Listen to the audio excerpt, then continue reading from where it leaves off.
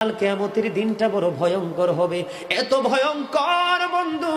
আমার নবী বলেছেন উলঙ্গ অবস্থায় মানুষগুলো হাসরের ময়দানে একত্রিত হবে রে। ও বন্ধু, প্রত্যেকের কবর থেকে ওই হাসরের ময়দানটা কমপক্ষে 50,000 বছরের রাস্তা হবে রে বন্ধু।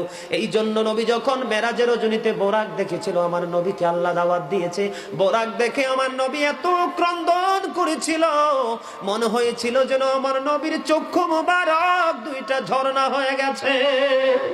রে যুবক, কাল কিয়ামতের দিন ঘাম এত ঘামবে রে, কেউ মাজা পর্যন্ত, কেউ নাভি পর্যন্ত, কেউ বা আবার পুরো শরীর বন্ধু ঘামের নিচে ডুবে থাকবে, আবার মাথার মগজ টকবক টকবক করে উতরাইতে থাকবে রে।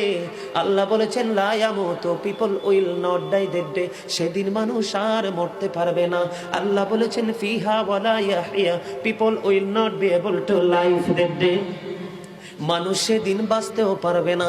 আমার আল্লাহ বলেছেন অমাহুম আনহা বিগাইবিন, people will not be able to escape that day, সেদিন মানুষ সেখান থেকে পালিয়ে যেতেও পারবো না রে। দুর্গাপুরের যুবক, হাদিস শরীফের মধ্যে এসেছে কাল কিয়ামতের দিন আল্লাহর আরশের ছায়া ছাড়া কোনো ছায়া থাকবে না। ওই কাল কিয়ামতের দিন এই দুর্গাপুরের যুবকগুলো চাইয়া দেখেন চাতক পাখির মতো বসে আছে। আমার কাছে এত সুন্দর লাগে রে যুবক, আমার হৃদয়টা ঠান্ডা হয়ে গেছে, কলিজা ছুঁয়ে গেছে তোমাদের উপস্থিতি এবং মনোযোগ। আল্লাহ রাব্বুল আলামিন হাদিস শরীফের মধ্যে এসেছে কাল কিয়ামতের দিন আর 7 শ্রেণীর মানুষকে আল্লাহর আরশের ছায়ার নিচে জায়গা দিবে রে। এর মধ্যে বিশাল একটা টিম থাকবে পৃথিবীর যুবকেরা। জোরে জোরে সুবহানাল্লাহ। কেন গো ও বন্ধু, আল্লাহ সূরা ইনফিতরের মধ্যে কিয়ামতের সিম্পটমটা জানিয়ে দিয়েছেন। ইদাস সামাউ ফাতরাত ওয়া ইদাল কাওয়াকিবু ইনতাসারাত ওয়া ইদাল বিহারু ফুজ্জিরাত ওয়া ইদাল কুবুরু বু'সিরাত আলিমাত নাফসুম মা কদ্দামাত ওয়া আখারাত। জোরে জোরে বলুন আল্লাহু আকবার। আকাশ টুকরো টুকরো হয়ে যাবে, চন্দ্র তারাগুলো ঝরে ঝরে পড়বে, সমুদ্র বন্ধু উদ্বেলিত হয়ে যাবে। সবচেয়ে বড় ভয়ঙ্কর খবর রে, আল্লাহ বলেছেন ওয়াইদাল কুবুরু বু'সিরাত আলিমাত নাফসুম মা কদ্দামাত ওয়া আখারাত। কবরটা যখন ওপেন হয়ে যাবে, আসমানটা ভেঙে চলে যাবে, তারকাগুলো বন্ধু বিক্ষিপ্ত হয়ে পড়বে, সমুদ্র উদ্বেলিত হয়ে যাবে, তখন কবরটা বন্ধু ওপেন হয়ে যাবে, উন্মুক্ত হয়ে যাবে।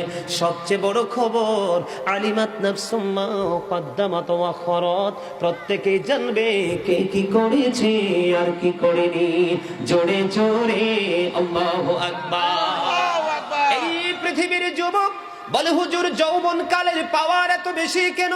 জিবরাইল আলাইহিস সালাম বলেছেন বৃষ্টির ফোঁটা পৃথিবীর বুকে যা আসে আমি জিবরাইলের পক্ষে গণনা করা সম্ভব হয়, কিন্তু যৌবন কালে যখন কোনো যুবক যুবতী আল্লাহর গোলামি করে, কারণ ওই সময়টা তাদের নাচের সময়, গানের সময়, রং তামাশার সময়, এই সময় যদি কেউ রে যুবক আল্লাহর পাগল হয়ে যায় রে, যৌবন কোলে গানের আসরে না যে আল্লাহর গোলামিতে ব্যস্ত থাকে, তওবা করে কেঁদে কেঁদে আল্লাহর কাছে বন্ধু পরকালের পুরস্কার কামনা করে, ওই যুবকগুলোকে আল্লাহ রাব্বুল আলামিন আল্লাহর আরশের ছায়ার নিচে জায়গা দিয়ে দেবে। জোরে জোরে সুবহানাল্লাহ।